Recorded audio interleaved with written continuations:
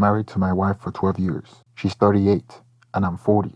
We have two daughters, 9 and 6 years old. We knew each other before we got married. We had common friends. I asked her out on a date one day when I found out that she was single, and we started dating. She became my girlfriend, and a few months later, we got married. We got along most of the time, and in the beginning, I liked her crazy and wild side, but I thought she drank too much. I didn't see this as much of an issue at first. I was an introvert, so you know how the saying goes, opposite attract. So I thought, here's what I knew a year ago. Our marriage was good, no big issues. The only thing we argued about is me needing to help more with house chores. She always gets too drunk when we are out socially. She eats insanely healthy and exercise every day. Some say too much. I had issues with her girls' night out every weekend. She was missing our daughter's appointments and practices. About a year ago, I noticed that she was having mood swings and would go missing for hours, and I couldn't get in touch with her. When I pressed her on it, she tells me she has been talking to a therapist, that she just needed to talk to someone else. Then a few weeks later, she starts crying and tells me she's bulimic, and she has been since she was 16 years old. She never told anyone. I have known her for 12 years, and all those times, she has never told me this. Her unhealthy eating habits, constantly throwing up and drinking, and excessive exercises should have clued me to it. I reacted with passion, understanding, love, and told her we would get through this together. So here I am, thinking to myself, whoa, I can't believe this part of me was upset about the line. But once I got past that, I just wanted to help her and thought this is going to be the hardest thing our marriage will ever go through. Boy, was I wrong. Then a few months later, we went out, and as she often does, she got a little too drunk. So, as I have done hundreds of times before, I helped her get to bed, and as I was doing that, her phone buzzed. As I was taking it to plug it in one of her night table, I noticed the buzz was a notification from Snapchat, an app I had no idea she was using. For what possible reasons would she be using an app like that? So, naturally, curiosity got the best of me, and I walked downstairs with her phone and began to snoop. Now, this next part is really where I think my understanding and belief in reality was forever altered. I found on her phone that she had been talking to dozens of random guys on Snapchat, sending naked pictures of herself, having conversations, bashing me, getting lots of naked pictures from random guys, insane sexting, and I saw it all. Now, if you're thinking that's horrible, this is where it gets really bad. Within one of the exchange on Snapchat with one of these random guys, she referenced being sexually assaulted at a bar in the last few months. So here I am, my world unraveling in front of my eyes, and I have to wait for the longest hours of my life to talk to her about it because she was so blackout drunk. She wouldn't have been able to have a conversation if I had woken her up when I found it. When she eventually woke up, I had so many questions. Being a good husband and a protector of my loved ones, first of my concern was the sexual assault, and then my questions about cheating on Snapchat. She said the sexual assault happened during a girl's night out, and she was so drunk and didn't have her wits about her, and he was hitting on her throughout the night, and then at the end of the night, she went outside with him. He kissed her, and she told him she just wanted to go home. He promised to drive her home, but instead, he drove her to the parking lot and sexually assaulted her, and then dropped her off at our house. The last thing she remembered was getting in his car. And then the next day, she went to the doctor and got tested, and everything is okay.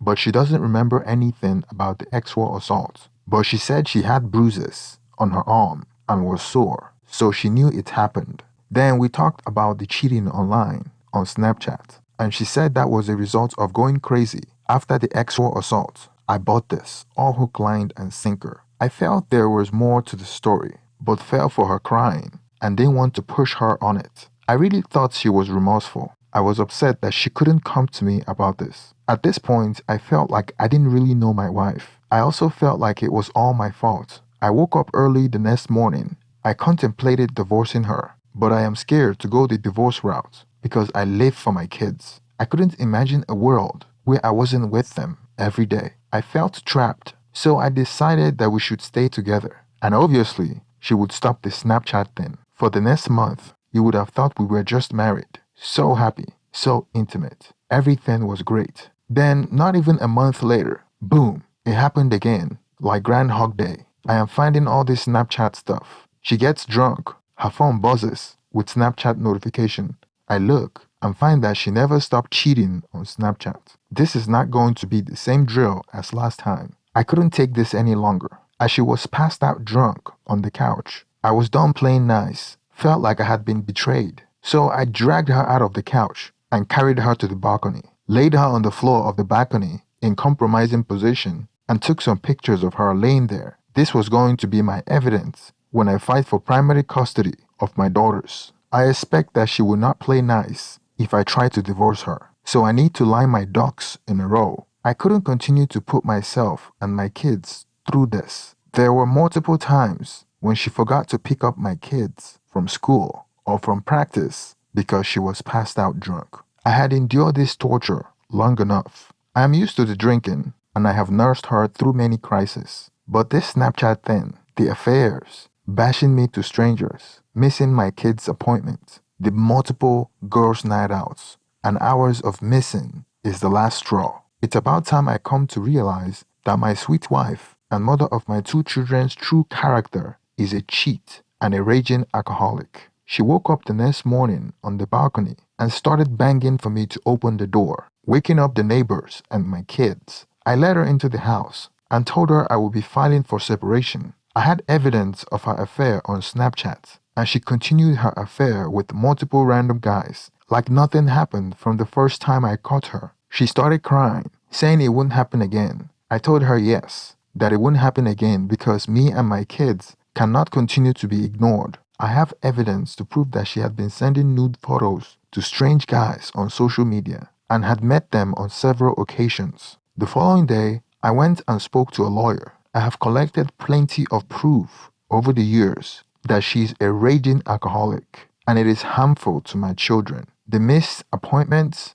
failing to pick them up from school and practice because she's drunk, or getting hammered by some stranger or whatever. Who knows? I am going for sole legal and physical custody of my kids. Her mom lives on the outskirts of town and I notified her of everything she had done. Her dad and mom separated a while ago because he was an alcoholic as well. I see the apple doesn't fall far from the tree. Although she seemed to be a good mom and a wife when she's not drunk, that is not an excuse because I am convinced that it's all an act because she had carried on an affair with random men when she wasn't drunk. She sent nude photos to these strange men when she wasn't drunk, so she's fully aware of what she's doing. Apparently, her mom called her and chewed her up because she came home and yelled at me about it, accusing me of lining up everyone against her because I got her mom involved. We are currently sleeping in separate rooms. She said she was going to enroll in AA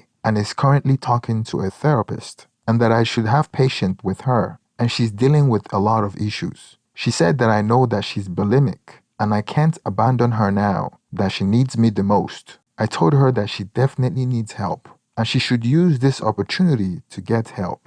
And she's not a good influence to my daughters. I reminded her she's following the footsteps of her dad. Why my kids watch it all? I don't want my kids to follow in her footsteps. She deleted Snapchat right in front of me and all her social media, but I wasn't buying it this time. As much as I tried to accept her back, I promised myself to never fall for her crying. What stops her from using a backup phone and using secret messaging apps? I can't continue to play detective. I can't monitor her and raise my kids as well. I can't be the only adult here. It's exhausting. A week later, I followed through with the divorce papers and I served her at home. She refused to sign the divorce papers and told me she would fight me in court all the way. She said that I was abusive to her and the kids and said that if I don't give her a third chance, she would never grant me an amicable divorce. I knew I couldn't fall for her manipulative techniques this time. I am not going to give up because I am not only fighting for myself and freedom,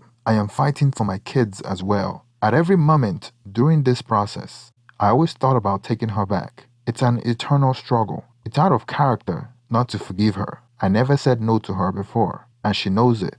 But I have been getting supports from sites like this and advice from strangers. I don't trust my instinct. I don't trust my emotions. And as much as I miss my wife and the good moments, I know I have to follow through on this. I have to separate myself and my kids from this. We hired a lawyer, and her lawyer tried to settle out of court. She wanted shared custody, 50-50 split of assets, almost like the alcohol and cheating didn't happen. But I declined. I have read so many blog post threads this past week to understand that her behavior is mental and she can easily unwind it. I can't imagine leaving her alone, drunk with my daughters. I don't want to expose them to random men that she will be hanging around with. I have documented evidence of her mental issues, including putting herself in a position to be allegedly sexually assaulted, bulimic, alcoholism, affairs, nude pictures, text messages. That paints a very bad picture of her. I may have gone a little too far and out of my character to paint her as a bad parent, and I felt bad doing it.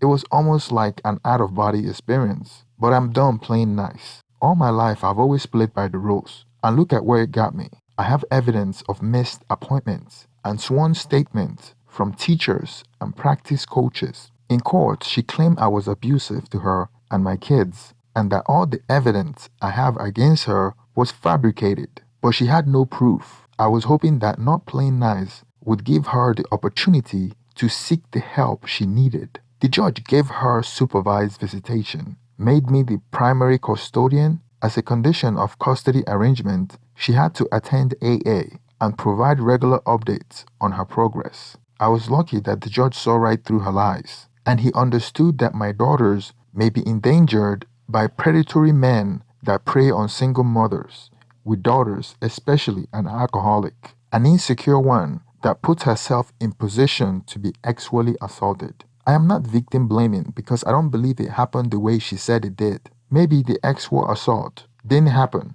and she used it as an excuse, but all the same, at the end, it worked to my favor because the judge felt like I thought. Because she was drunk, she put herself in that position. And if she would let herself go like that in public, what would happen when she's given an unsupervised visit with my daughters? She really shot herself in the foot if her story was untrue, and I got everything that I wanted. Her mom was also closer to us and helped out with babysitting since I don't have any family members in close proximity. Thanks for staying to the end of this video. Please like and subscribe. Feel free to express your opinion on the comment section. Thank you and have a wonderful day.